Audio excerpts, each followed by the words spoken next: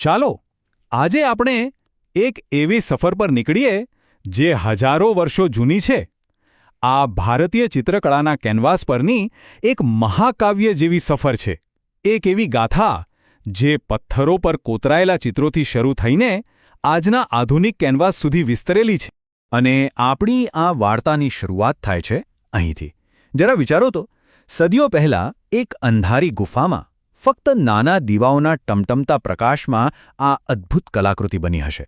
આ છે અજંતાનું પદ્મપાણીનું ભીંતચિત્ર.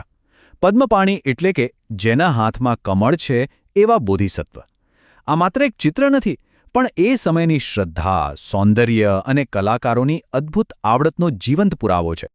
તો મૂળ સવાલ એ છે કે આ ચિત્રો આપણને શું કહે છે? આ કળા હજારો વર્ષોની વાર્તા કેવી રીતે કહે છે? એ સમય, સમાજ અને સંસ્કૃતિ વિશે શું બતાવે છે? કેવી રીતે પેઢી દર પેઢી એ બદલાતી ગઈ અને છતાં પોતાનું આગવું રૂપ જાળવી રાખ્યું? ચાલો આ બધા સવાલોના જવાબ આપણે આગળ શોધીએ.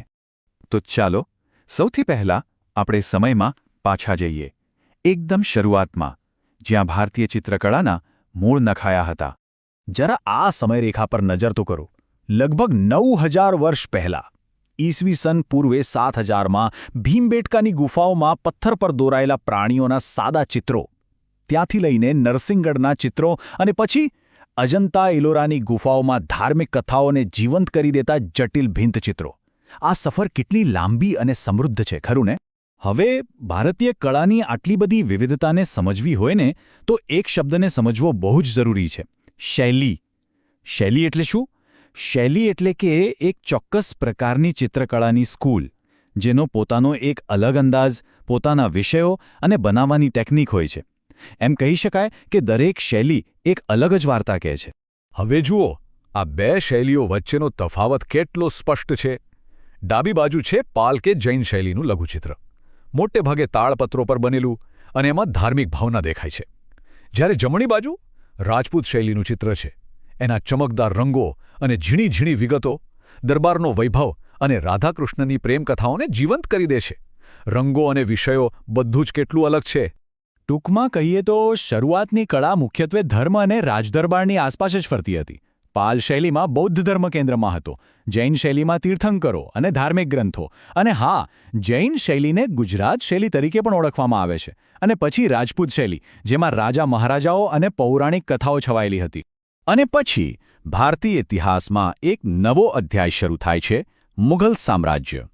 અને એમની સાથે કળા એક એવી ઊંચાઈ પર પહોંચી જે પહેલાં ક્યારેય જોવા મળી નહોતી. ચાલો જોઈએ આ કેવી રીતે થયું. આ ચિત્રને ધ્યાનથી જુઓ. અહીં હવે ધાર્મિક વિષયો નથી. એની જગ્યાએ શું છે? રાજદરબારનું જીવન, શિકારના દૃશ્યો, શાસકોની ભવ્યતા. આ મુઘલ શૈલીનો જાદુ હતો. કળા હવે મંદિરો અને ગુફાઓમાંથી બહાર નીકળીને શાહી મહેલો સુધી પહોંચી ગઈ હતી. મુઘલ શૈલીની સૌથી મોટી ખાસિયત એ હતી કે એમાં ભારતીય અને ઈરાની કળાનું એક અદ્ભુત મિશ્રણ હતું, એક ફ્યુઝન હતું. અકબર, જહાંગીર અને શાહજહાં જેવા શાસકોને કળામાં અંગત રસ હતો. એટલે જ તો અકબરના સમયમાં ઐતિહાસિક ગ્રંથો ચિતરાયા, જહાંગીરના સમયમાં પ્રકૃતિ અને પશુપક્ષીઓના એવા અદ્ભુત ચિત્રો બન્યા કે વાત ન પૂછો, અને શાહજહાંના સમયમાં ભવ્ય વ્યક્તિચિત્રો એટલે કે પોર્ટ્રેટ્સ અને દરબારી જીવનના દૃશ્યો ખૂબ જ બારીકાઈથી બનાવવામાં આવ્યા. હવે સમયનું પૈડું આગળ ફરે છે અને આપણે પહોંચીએ છીએ આધુનિક યુગમાં. ભારતમાં અંગ્રેજોનું શાસન આવ્યું અને એની સાથે જ ભારતીય કળાએ પણ એક નવો વળાંક લીધો. પશ્ચિમી કળાનો પ્રભાવ હવે સ્પષ્ટપણે દેખાવા લાગ્યો. આ સ્લાઇડ પરંપરાગત અને આધુનિક કળા વચ્ચેનો ફરક એકદમ સરળતાથી સમજાવે છે. જુઓ, જ્યાં પહેલાં ધર્મ, પૌરાણિક કથાઓ અને રાજવી જીવન મુખ્ય વિષયો હતા, ત્યાં હવે પશ્ચિમી કળા અને વાસ્તવવાદનો પ્રભાવ આવ્યો. અને સૌથી મોટો ફેરફાર, હવે સામાન્ય માણસનું જીવન પણ ચિત્રોમાં દેખાવા લાગ્યું. હસ્તપ્રથો અને ભીંતચિત્રોની જગ્યાએ ઓઇલ પેઇન્ટિંગ અને કેનવાસ જેવી નવી ટેકનિક આવી. અને આ મોટા પરિવર્તનના સૌથી મોટા પ્રણેતા કોણ હતા? એ હતા રાજા રવિવર્મા. આ ચિત્ર જુઓ, દેવી સરસ્વતીનું. વિષય એકદમ ભારતીય છે, પણ એને બનાવવાની રીત એટલે કે ઓઇલ ઓન કેનવાસની ટેકનિક એ સંપૂર્ણપણે પશ્ચિમી છે. આ અનોખા મિશ્રણને કારણે જ ભારતીય કળા ઘર ઘર સુધી પહોંચી. આ જ સમયમાં કલકત્તામાં બંગાળ સ્કૂલ ઓફ આર્ટ અને મુંબઈમાં સર જે સ્કૂલ ઓફ આર્ટ જેવી મોટી કલા સંસ્થાઓ સ્થપાઈ. આ સંસ્થાઓએ કલાકારોની એક આખી નવી પેઢીને તૈયાર કરી અને ભારતીય કળાને એક નવી આધુનિક ઓળખ આપવામાં બહુ મોટો ભાગ ભજવ્યો. તો આટલી મોટી આખા દેશની કલા યાત્રામાં આપણા ગુજરાતનું યોગદાન શું રહ્યું?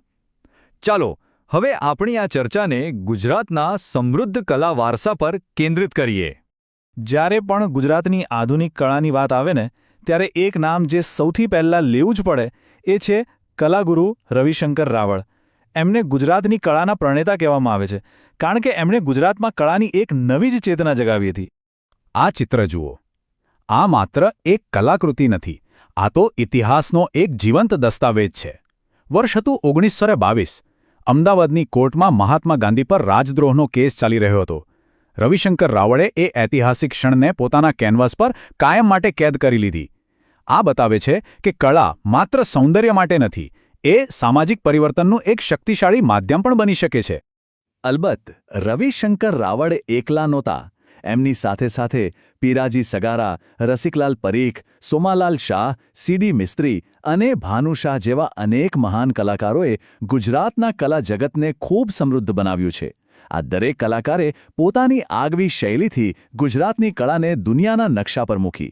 તો ગુફાચિત્રોની એ સાદગીથી લઈને મુઘલ કળાની ભવ્યતા અને આધુનિક કળાના પ્રયોગો સુધી આપણે એક લાંબી સફર કરી. કળા સમયની સાક્ષી છે અને સંસ્કૃતિનો અરીસો. હવે સવાલ એ છે કે આ હજારો વર્ષોની કલાયાત્રામાં કઈ શૈલી, કયું ચિત્ર, કયો વિચાર મનને સૌથી વધુ સ્પર્શી ગયો? આ સફર અહીં પૂરી નથી થતી, પણ આ વિચાર સાથે શરૂ થાય છે. જરા વિચારજો.